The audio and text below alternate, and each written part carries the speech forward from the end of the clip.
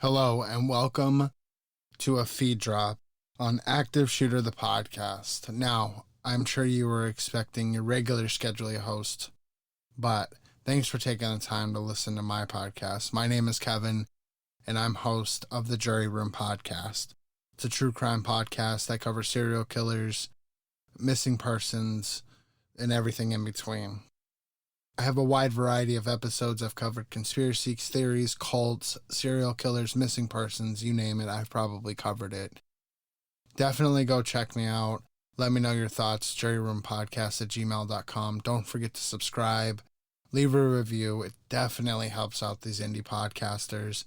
And thank you to Active Podcast for showcasing one of my episodes. And as always, stay safe and thanks for listening. The Oracle Network.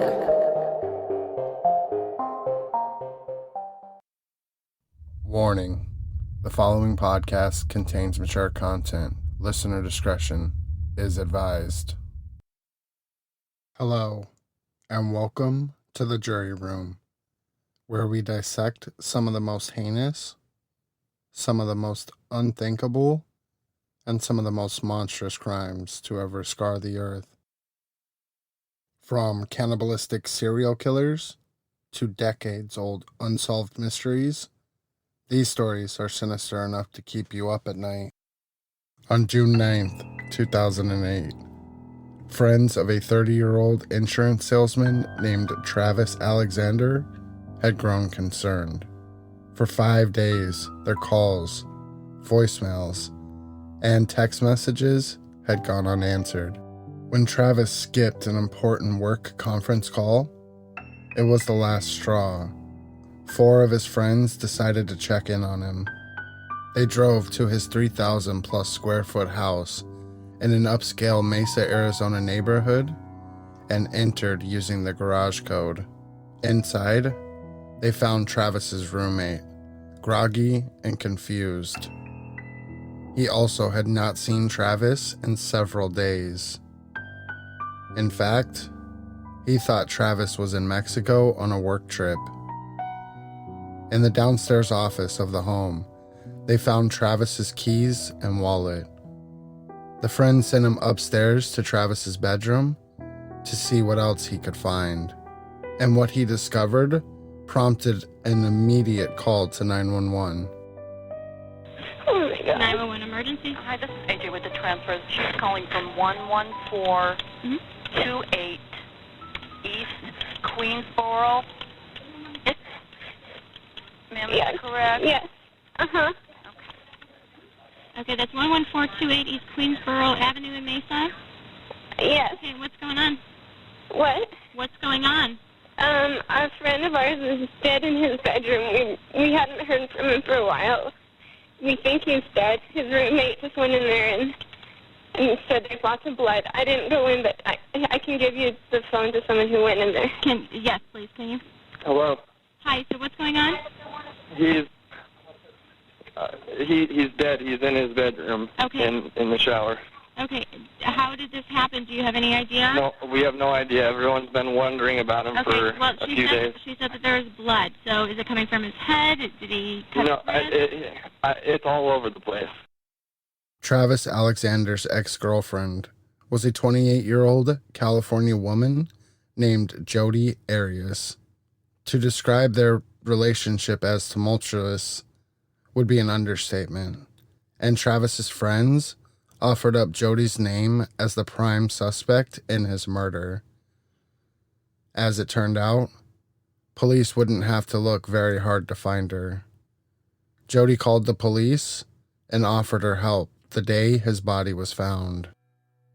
This is the story of Jodi Arias and the murder of Travis Alexander.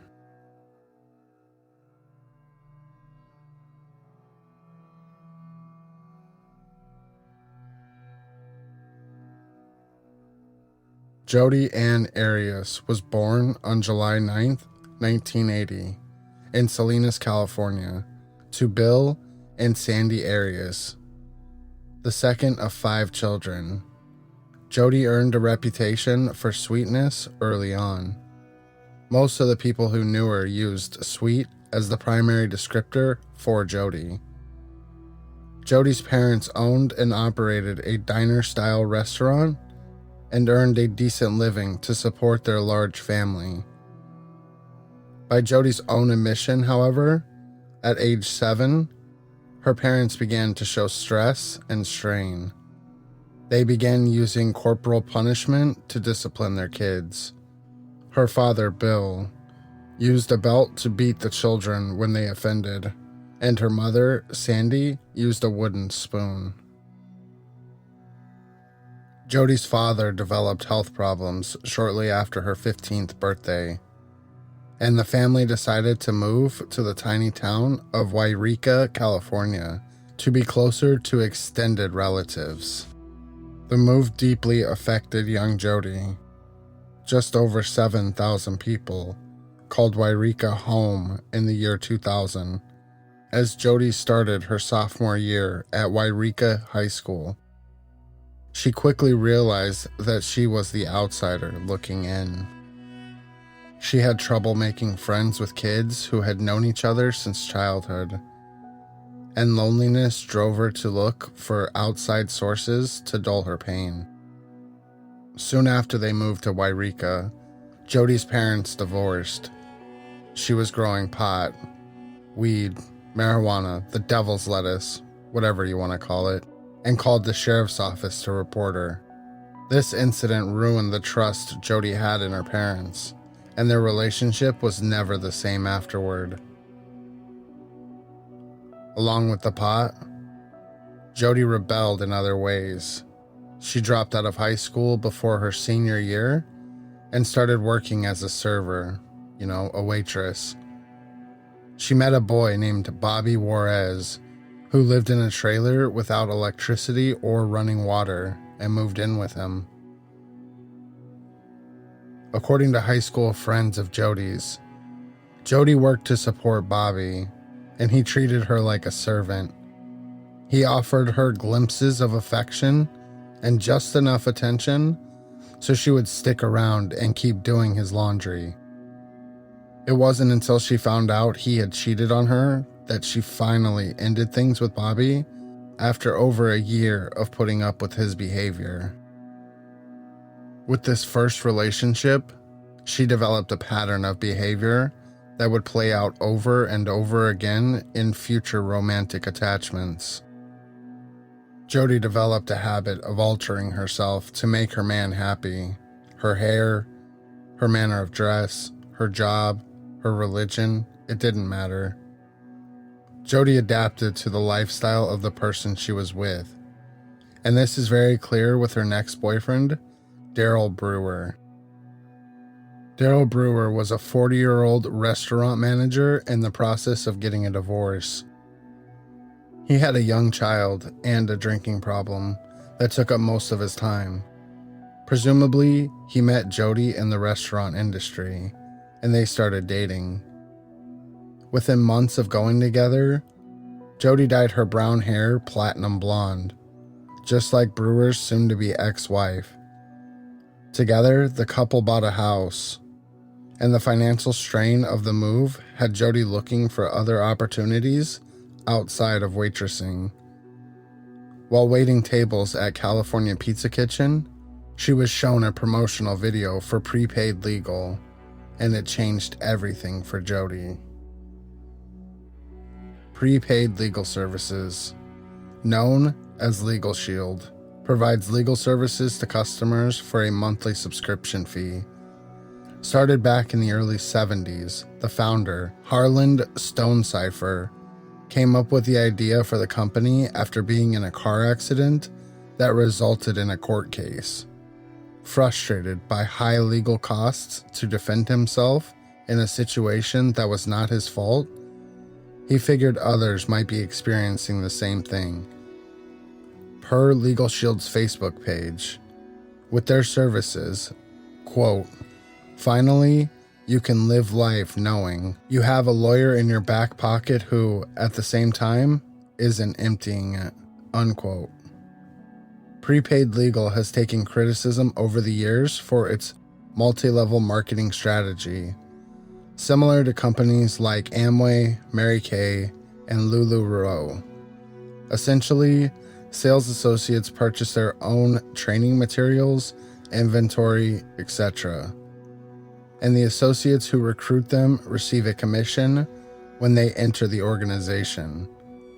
It seems recruitment rather than legal plan sales were the main income for prepaid legal sales associates back when Jodi joined the organization.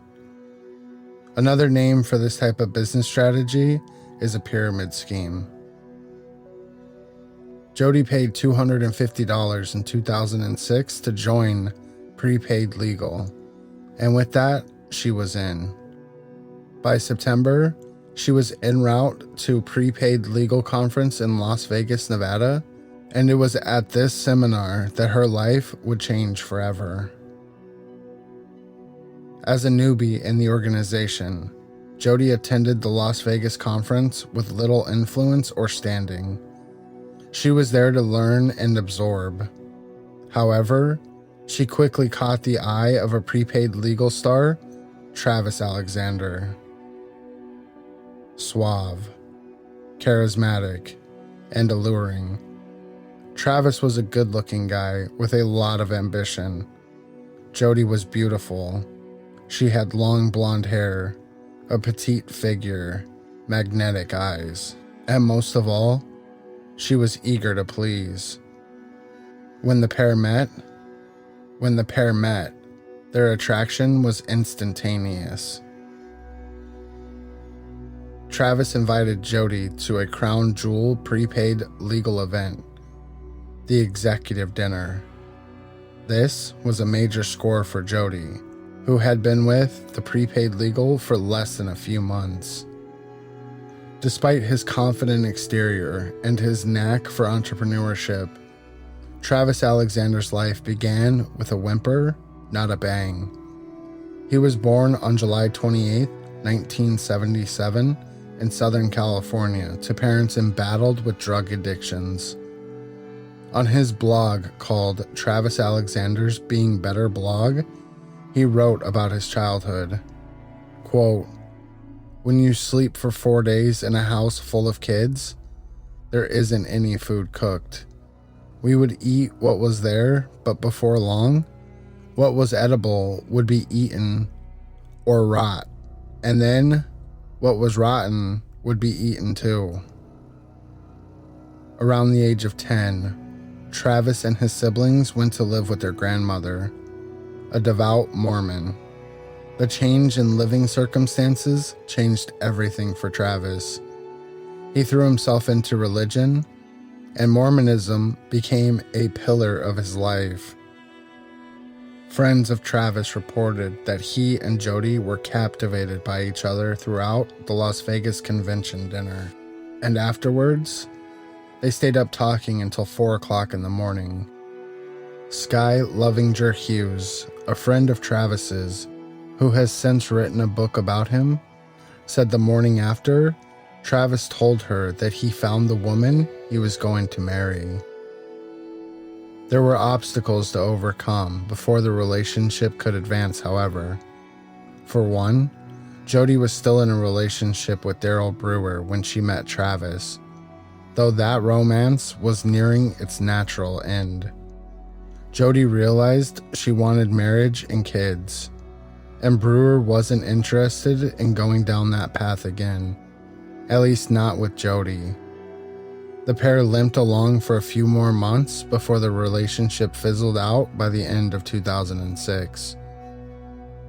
The main stumbling block for Travis and Jodi was the fact that she wasn't a Mormon, which meant if Travis were going to be serious about her, she would have to convert. Travis started sending missionaries to Jodi's home in the weeks following the September convention. The Mormon missionaries and church associates who knew Jodi during this time described her as enthusiastic and passionate about the gospel. She held Bible studies at her home and immersed herself in the church teachings. They determined by the end of November that she was worthy of baptism in the church of Jesus Christ of Latter-day Saints.